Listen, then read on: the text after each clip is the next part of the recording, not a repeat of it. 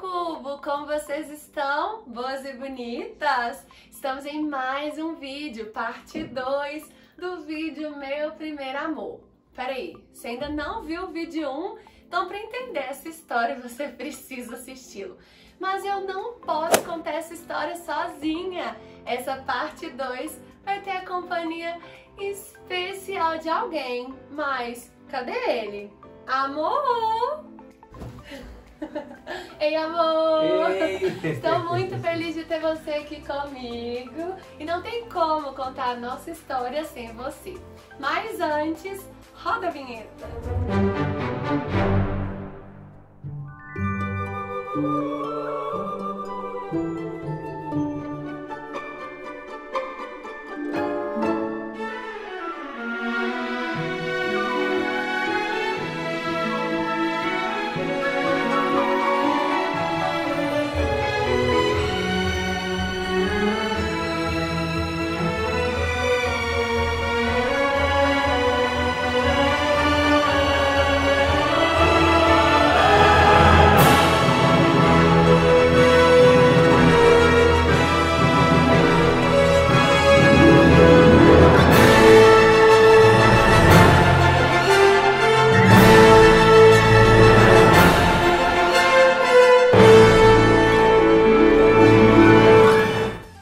Então, sem mais delongas, vamos começar esse vídeo especial.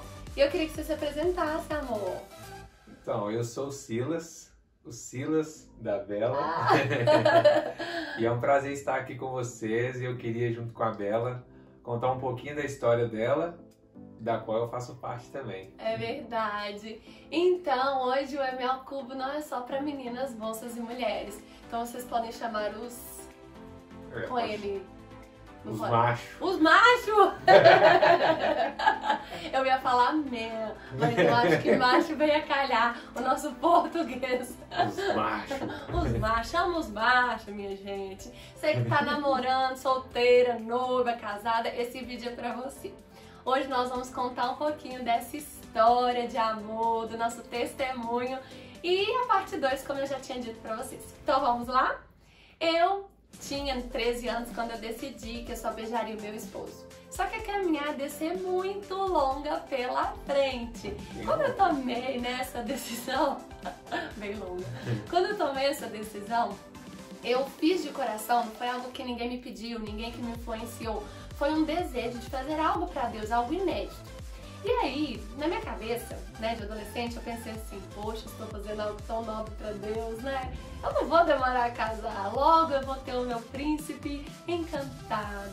Só que não foi bem assim, porque Deus em tudo nos ensina. E Ele queria me ensinar a esperar. E esperar não é bom, né, amor? É difícil. Nossa, tá doido. Por isso que você tá esperando no busão, assim, no ponto. Demora 2 minutos. O pior de esperar é não saber quando vai vir. Porque, por exemplo, você tá numa fila. Você tá vendo o final da fila e sabe que tá chegando a sua vez, beleza. Mas quando você espera, sem saber quando vai acontecer, nossa, é muito ruim. É verdade, esperar não é prazeroso, esperar é conflitante, né? E gera uma ansiedade, gera uma preocupação. E Deus fala na palavra dele pra gente não andar ansioso e preocupado por coisa alguma. Mas explica isso para uma adolescente. Adolescentes são ansiosos e a gente fala de experiência própria. Então, né, nesse tempo de espera, de amadurecimento, surgiram alguns crushes, né? Claro que surgiram, né, gente? Olha isso. Pessoa linda, maravilhosa, só que não. Enfim, na adolescência a gente passa por umas fases engraçadas, né? Engraçadas não, é feias. Feio. Ô, amor. Nossa, tem umas fotos suas que não dá.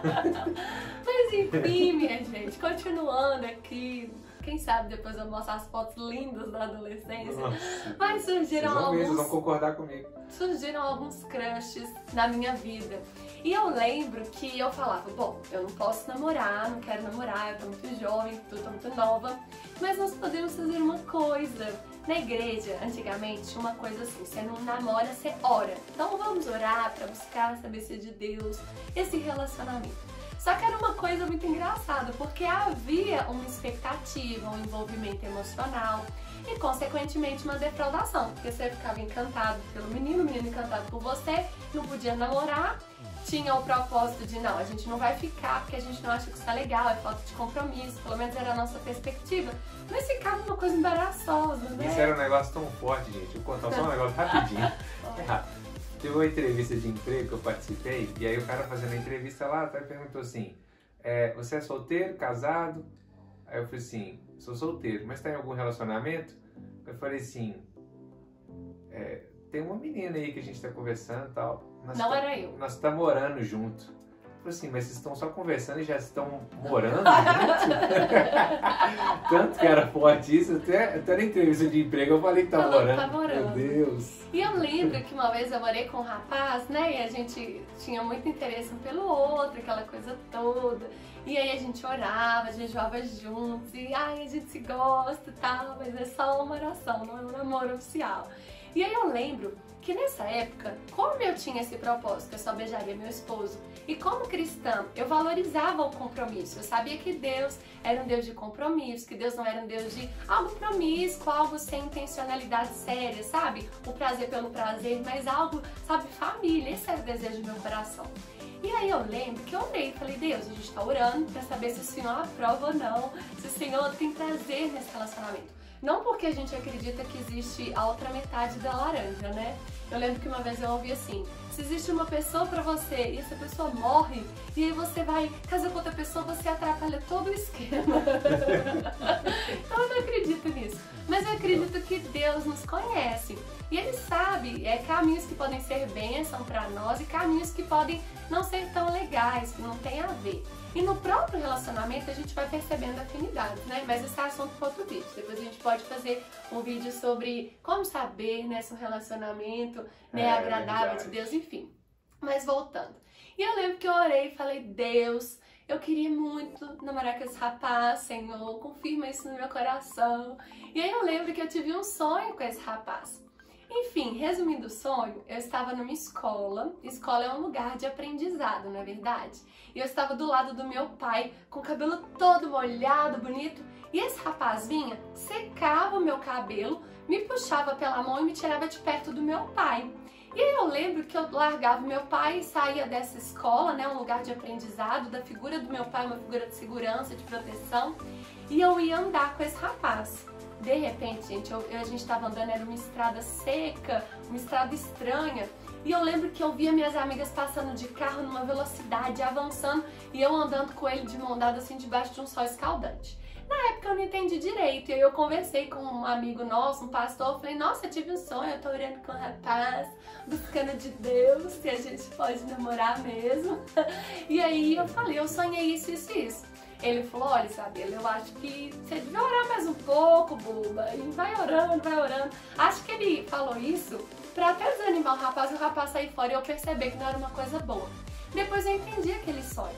Ao lado daquele rapaz, eu estaria pulando uma etapa de aprendizado, me afastando talvez da figura não do meu pai, mas às vezes do próprio Deus, que era algo que eu tão valorizava, princípios e valores.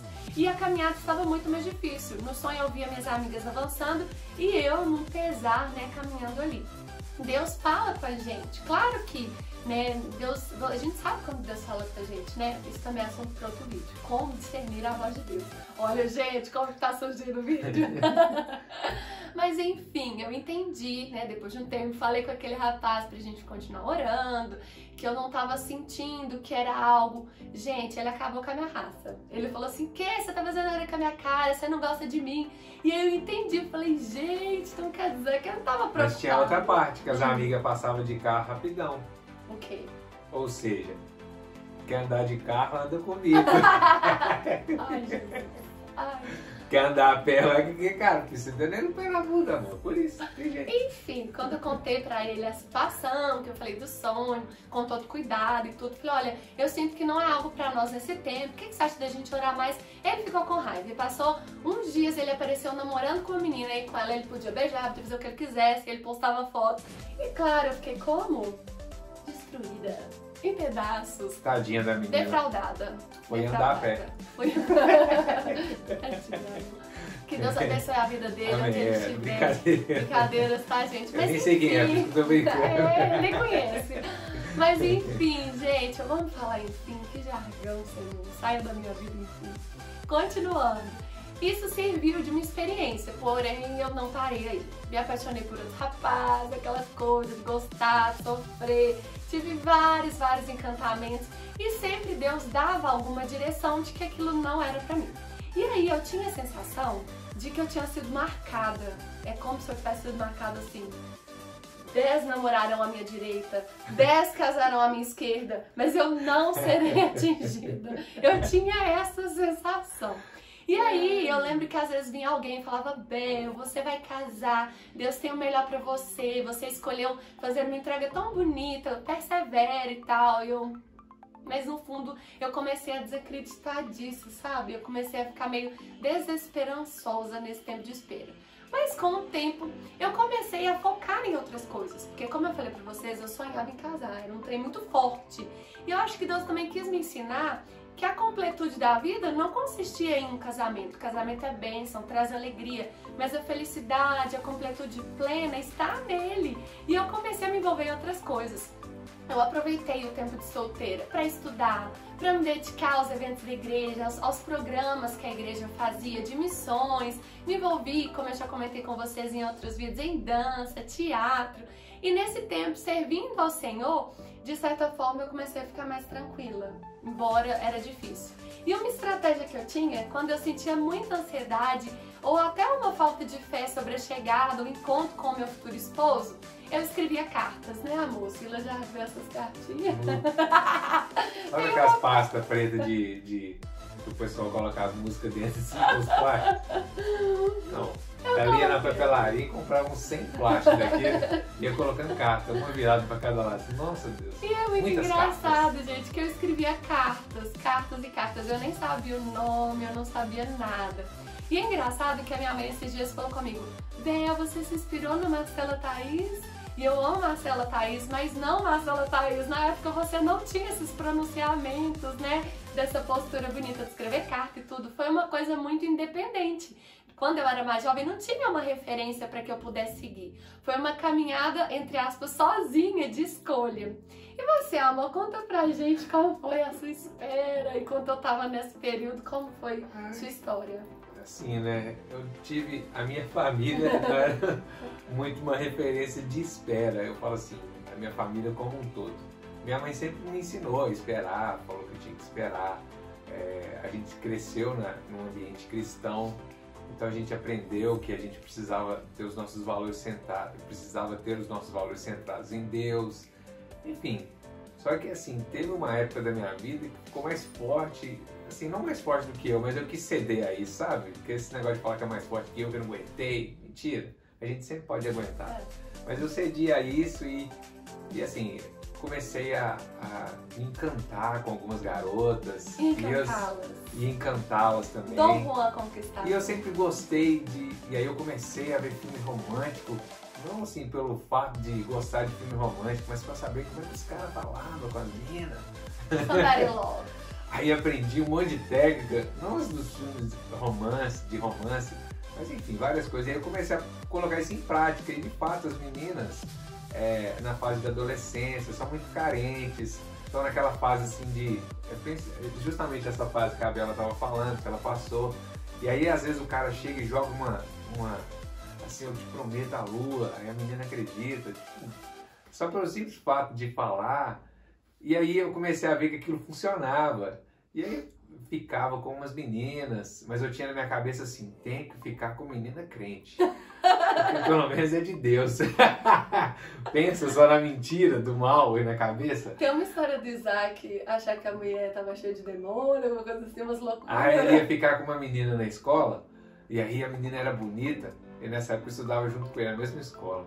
Aí os amigos dele falaram assim, ô irmão, ô Isaac, porque ele era cristão, né? Se declarava assim, a gente fazia uns cultos, às vezes pregava e tal.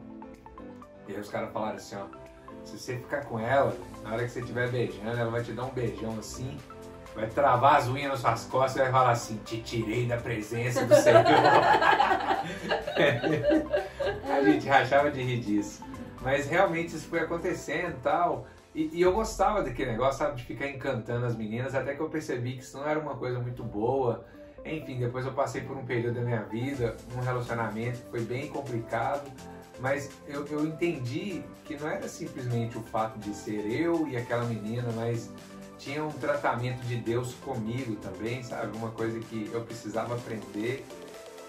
Mas mesmo assim, depois desse relacionamento, eu ainda continuei um pouco meio solto, assim, fazendo algumas coisas que eu mesmo considerava erradas, mas eu continuava na igreja, achando que assim eu estava bem e tudo mais. Mas aí, na época eu era o líder dos jovens na igreja, e eu comecei dentro de mim ter um conflito muito grande.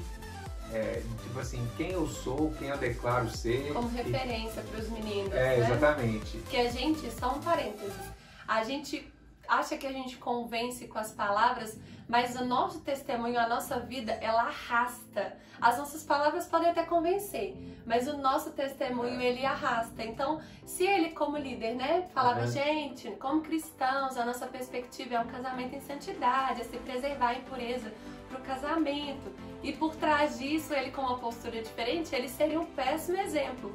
E com certeza você não se sentia confortável, né, amor? Não tinha paz. Eu lembro que eu fiz uma oração uma vez, que eu falei assim, Espírito Santo, me dá paz para pecar.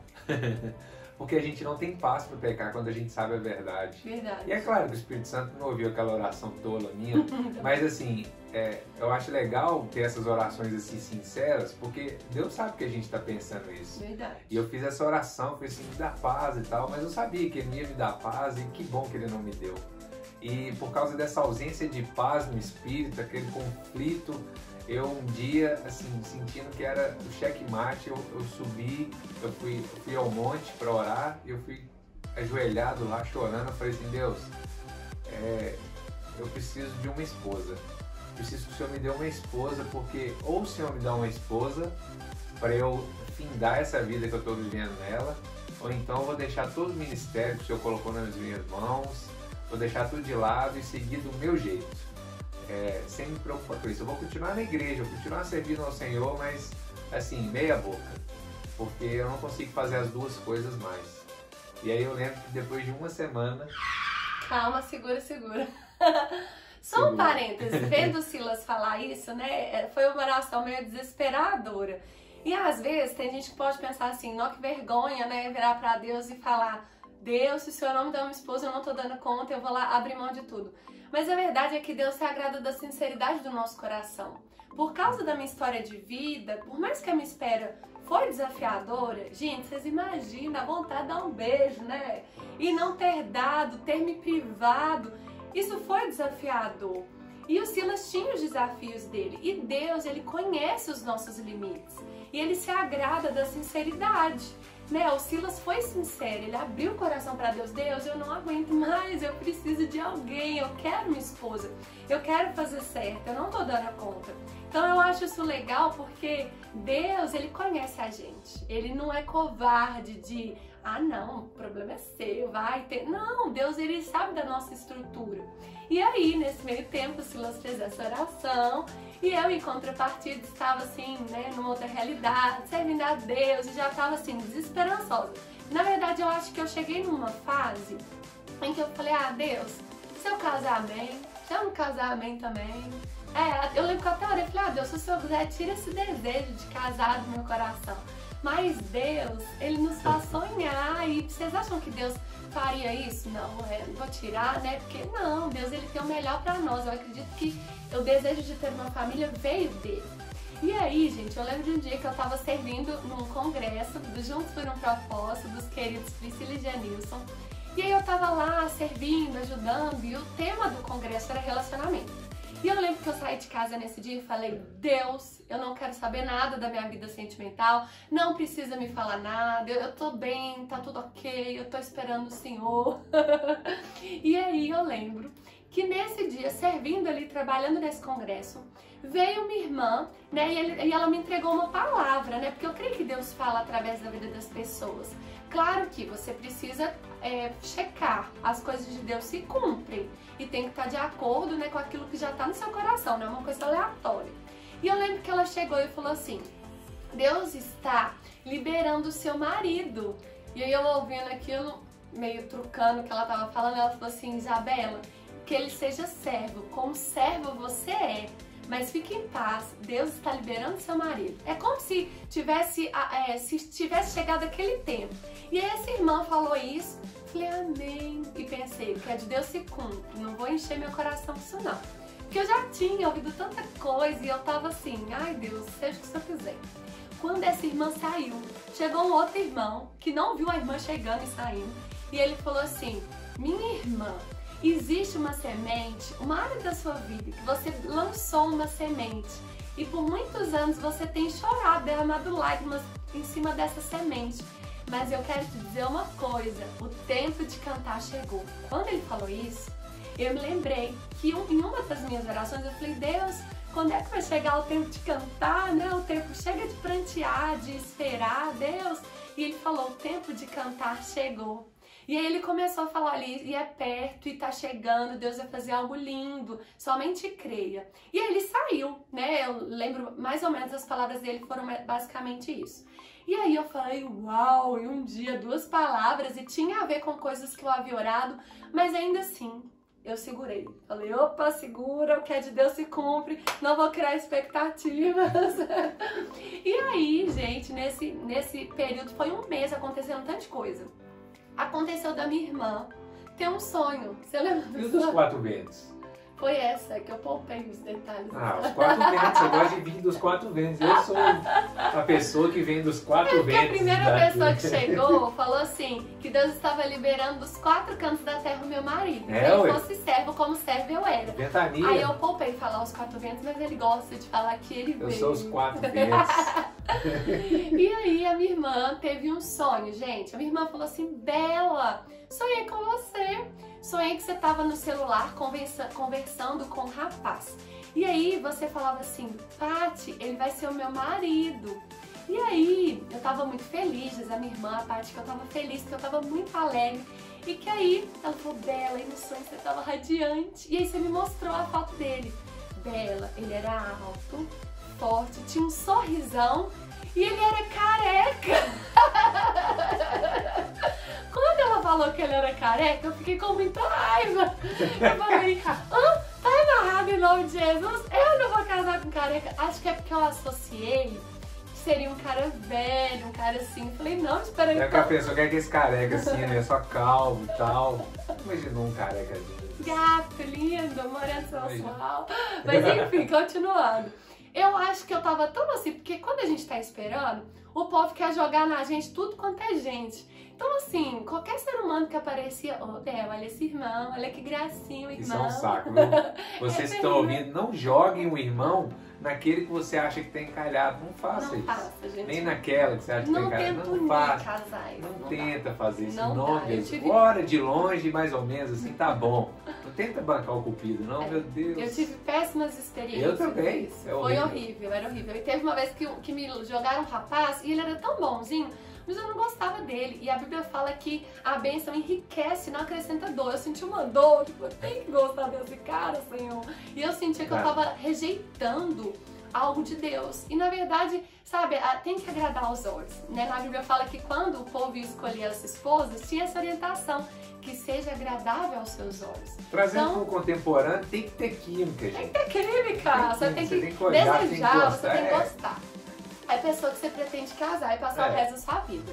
Então não vem com essa de que tudo bem, eu não sinto nenhuma atração. Tá bom, essa feiona aqui tá bom pra mim. Não. E não é porque é feia, às vezes não agrada os seus olhos, vai agradar o de outro, né? Porque beleza é relativo.